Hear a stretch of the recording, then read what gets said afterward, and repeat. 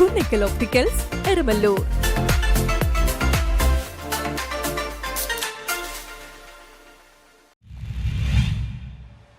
അധികാരികളുടെ അനാസ്ഥ മൂലം നെല്ലിക്കുഴി സർക്കാർ ഹൈസ്കൂൾ അടച്ചുപൂട്ടൽ ഭീഷണിയിൽ. കോതമംഗലം വിദ്യാഭ്യാസ ഉപജില്ലയിലെ നെല്ലിക്കുഴി പഞ്ചായത്തിൽ പ്രവർത്തിക്കുന്ന സർക്കാർ ഹൈസ്കൂൾ കെട്ടിടങ്ങൾ അപകട ഭീഷണി നേരിടുകയാണെന്ന് പരാതി. കോടികൾ ചിലവഴിച്ച് നിർമ്മിച്ച പുതിയ കോൺക്രീറ്റ് മന്ദിരത്തിന് അടിസ്ഥാന സൗകര്യങ്ങൾ ഒരുക്കിയിട്ടില്ല. ഫയർഫോഴ്സ് NOC പോലും ഇല്ലാതെയാണ് പുതിയ കോൺക്രീറ്റ് കെട്ടിടങ്ങൾ നിർമ്മിച്ചിരിക്കുന്നതെന്ന് നാട്ടുകാർ ആരോപിക്കുന്നു. ഒരു അപകടമുണ്ടായാൽ കുട്ടികളെ രക്ഷിക്കാനുള്ള യാതൊരു സൗകര്യങ്ങളും പുതിയ കെട്ടിടത്തിൽ ഒരുക്കിയിട്ടില്ല. ബാത്റൂം പൊട്ടിപ്പൊളിഞ്ഞ് വാതിൽ പോലുമില്ലാതെ കിടക്കുന്നു. വേണ്ടത്ര വാഷ് ബേസിൻ സൗകര്യം പോലും പുതിയ കെട്ടിടത്തിലില്ല.